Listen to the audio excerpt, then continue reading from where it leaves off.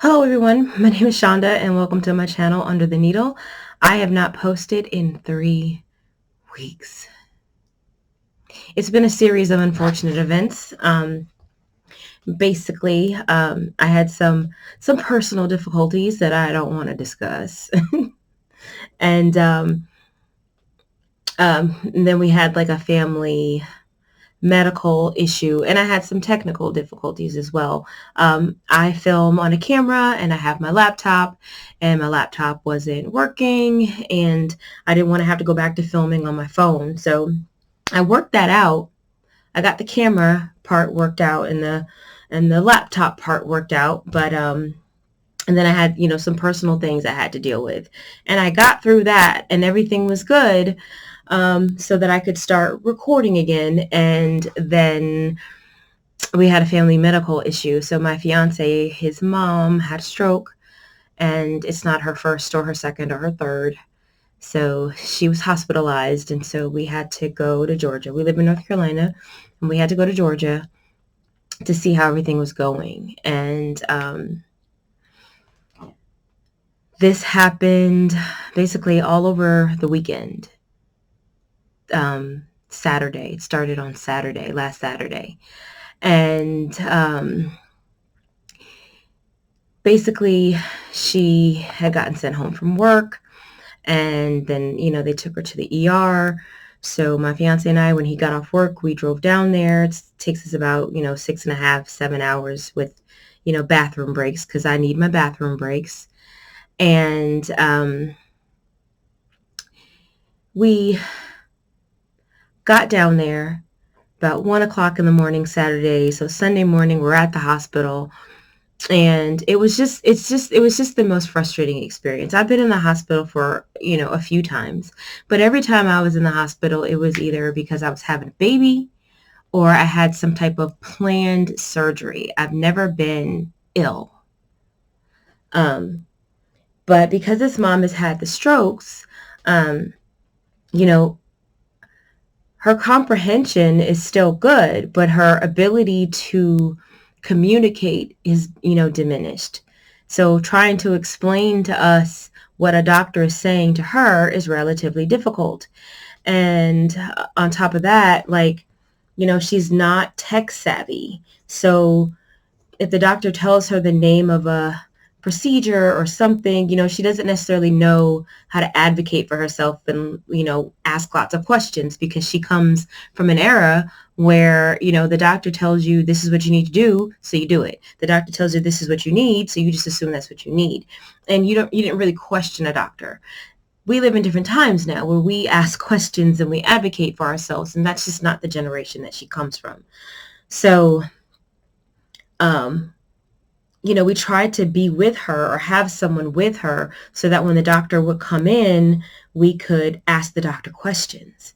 The problem is, due to COVID protocols at that particular hospital, you can only have one visitor at any given time in the building.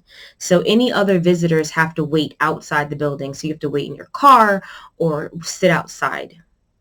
So it makes it really difficult to always have someone there, because how do you do that? Like, my fiance and I were together, so he has to like we go together, and then we can't both go inside. So one of us sits in the car, and then one goes up, and then we change places. And then if someone else comes to visit, then both of us have to get out, because he's got a sister and she has a husband and family and friends that come to visit, and you can only have one person at a time. So, we were trying to get information about what was going on with her, and we could not get any information. I've never been so frustrated with a medical experience in my life. I guess this is like a firsthand experience for me of seeing how our medical system can be. But it was like, she went to the hospital on Saturday. She had a CT and a CAT scan. Then the next day she had an MRI, and we didn't find out the results of any of those tests until like Monday or Tuesday. And they basically said, well, she's got this going on. She's had some strokes. Her prior stroke damage has increased. But it's like, depending on who's there, when the doctor is there to get the information, it's like we can't all ask questions, and we have different levels of knowledge and different levels of experience, and we can't all be there. And so we try to say, okay, well, when the doctor comes, we need the doctor to call us. We need to hear what he says. We need to hear what he's saying. And they just won't do it. And so we try to tell his mom, hey, when the doctor comes in the room, you need to call someone, but she doesn't always remember to do that. So it was just extremely, extremely frustrating. So we, they told us about, well, not us. I guess they had told his sister, my fiance's sister, that they were going to do something called a loop recorder, but they never fully explained what that was going to entail, and that it was going to require basically her mother to wear or carry a cell phone 24/7. And this is a woman who, doesn't really do well keeping up with cell phones. I mean, in the 3 years I've known her, she's probably had like 10 of them, you know? Like, so just imagining that in addition to her personal cell phone that she has trouble keeping up with, now she also has her this cell phone that's for this device that's implanted in her that she has to keep on her at all times, keep charged, and then if the phone kind of goes to sleep for too long, so every once in a while you got to remember to kind of touch it and swipe it to wake it up. And we're not sure if that's going to be a viable solution for her, because technology just isn't her bag. So there's that. And, trying to get answers from a nurse, they try to be helpful. Well, some of them try to be helpful. Some of them are incredibly rude. And then, trying to get answers from a nurse, and all she can do is read the chart. And, we were talking to a nurse yesterday, because we were there yesterday, and talked to the nurse and asked who was the neurologist on the account, on the file, and there wasn't one. And I'm like, how can she be a stroke patient with CT and MRI and CAT scans and no neurologist assigned to her? How is that even possible? Who determines if she can be released or not if she doesn't even have a neurologist? It was like the only doctor that they had access to, or that was linked to her chart, was the doctor who did the procedure to put the loop recorder in under her skin. There was no like hospital doctor. There was none of it. So we made some phone calls to administration, and then all of a sudden, because it was like 4:30 in the afternoon. Doctors usually do their rounds pretty early. They're not coming around doing rounds that late in the afternoon. But after we made some phone calls, all of a sudden, this hospital doctor shows up in the room to talk. And my fiance happened to be in the room at that time. And he was on speakerphone so I could hear and his sister could hear what the doctor was saying. And I found the doctor to be incredibly rude, incredibly dismissive. Like, he couldn't get out of that room fast enough. Like, it's unreal. And I understand that doctors might be overwhelmed. We had this whole, COVID experience that we had in our country. And I'm sure that there are short doctors and they may be short nurses. But when a family is trying to find out what's happening to their loved one, I'm going to need you to, give me 5 minutes of your time to let me know what's going on, especially when no one has talked to us really in 5 days. I don't even know what to say. It was horrifying.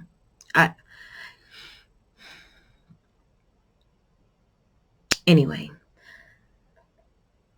our hospital system needs some work. And again, that was one hospital. I don't know if other hospitals are the same. I'm sure they're not. I sure hope they're not. But this one's pretty awful. Pretty awful.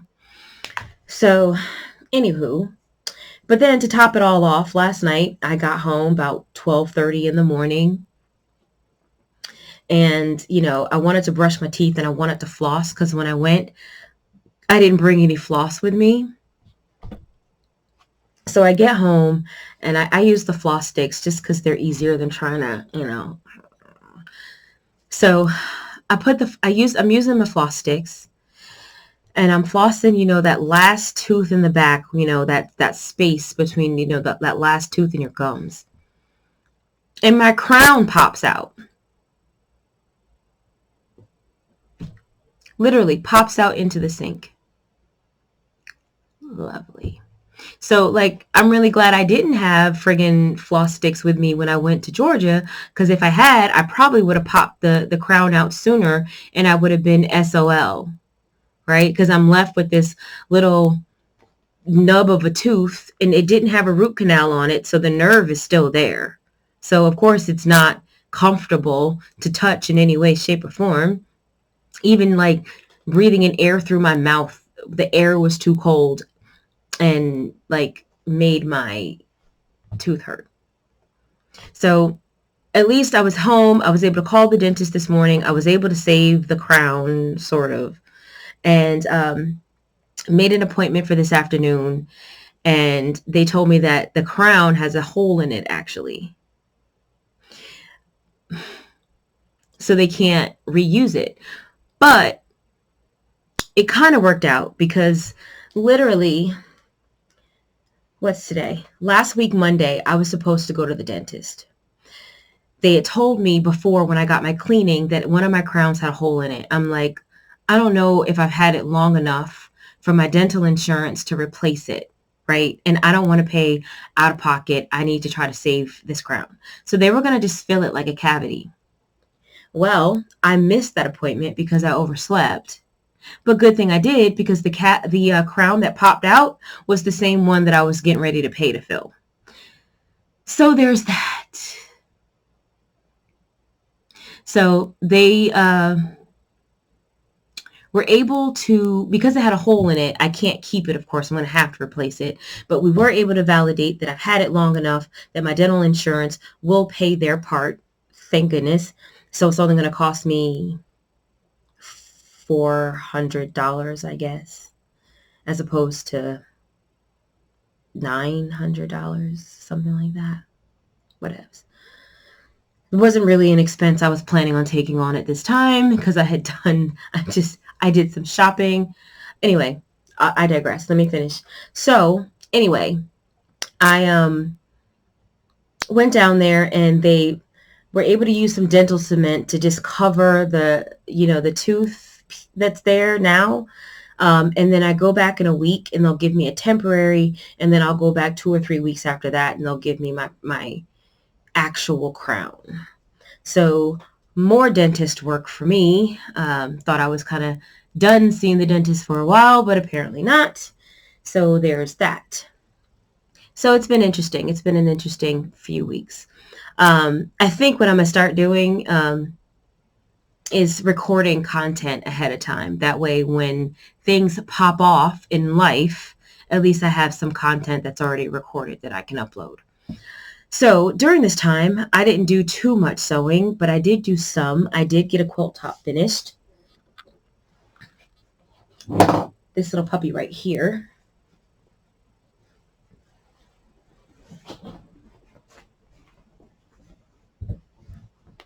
Let's see.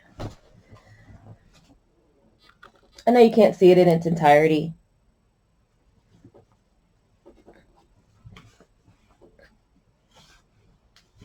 But this is basically the block. It's like a big 24-inch block. The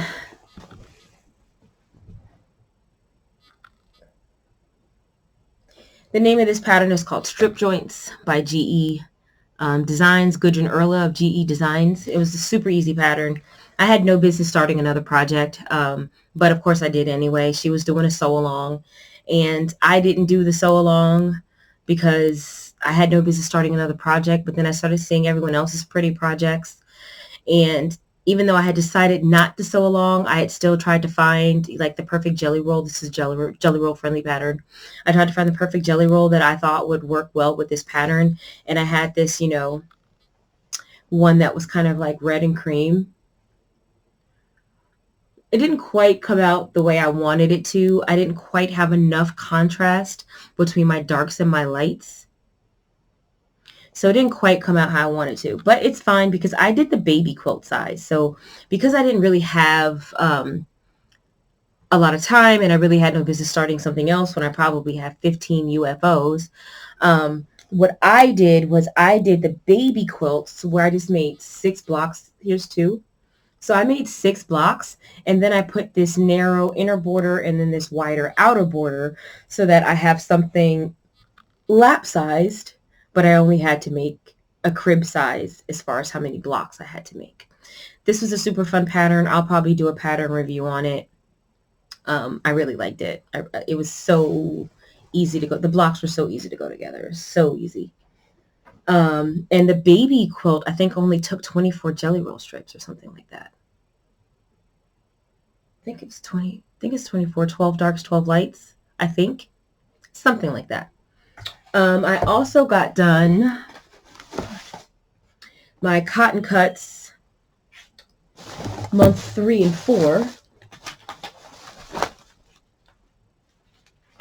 So this is my clue 3, one of the pieces for clue 3. And then we had to make 2 of these for clue 3. And then this was clue 4. We had to make 2 of these. So I got a minimal amount of sewing done. So I got 2 clues for my cotton cuts and 2 that quilt top done. That was really all the sewing I did in 3 weeks. I also did my cutting for my block of the month. So I'll be putting this together. So I got the cutting done for it. So I've got to film the video with me actually like putting the block together.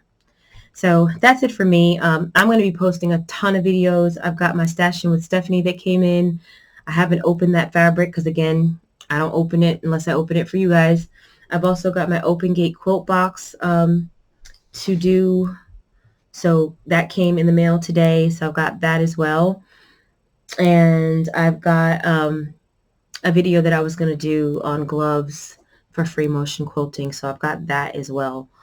Also, so I've got a lot filming. You're going to see me in this same shirt probably for the next 6 videos because I have a lot to catch up on. So forgive me for